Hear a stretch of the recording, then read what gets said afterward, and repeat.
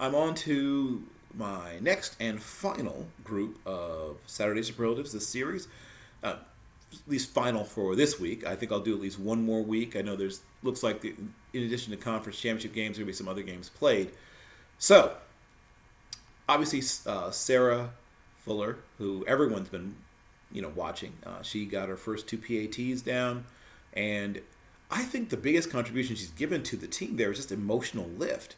She's a really ebullient personality. She gets people excited.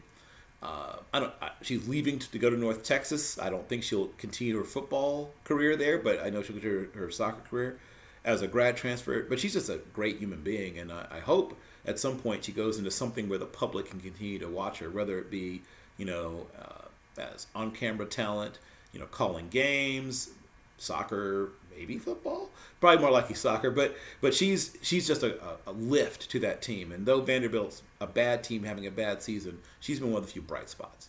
And speaking of bright spots, Colorado lost a game that they needed to win, and they lost their best defensive player, as I mentioned earlier. But a bright spot is Brenden Rice. And yes, he is the son of Jerry Rice, but he's a little bigger and a little faster. I'm not saying he'll be as good, because who is as good? And I'm not saying, that, size and speed obviously helps, but it's not everything. But he had an 81-yard punt return. And they also chipped in a little bit on offense with a 61-yard wide receiver screen he took to the house. So they're slowly working him into the offense, but I think next year he's going to be a big part of the passing offense. Cade York, I just joked around, just hand him the Grozo Award. LSU needed a lot of things to go right for them to win that game, but one of the biggest things was Cade York knocking that 57-yarder through. He, was good. He's been good all year long, but that was nails. When a guy with 23 seconds to go against a team that's a 23.5 point favorite, which is nuts. It's just unthinkable that somebody could be favored that much. And it's LSU, a favorite against them. Even though, it's a down year, I thought that was too many points. I didn't pick them to win, but I definitely picked them to not have Florida cover 23.5. But yeah, great. And he was super pumped, and he should have been.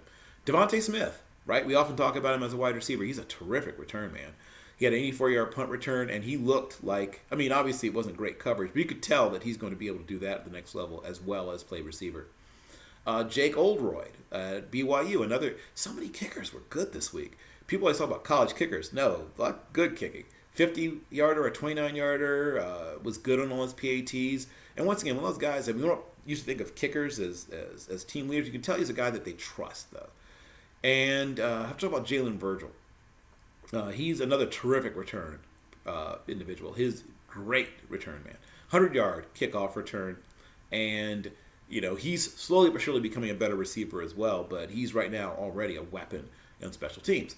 And that concludes my Saturday Superlatives.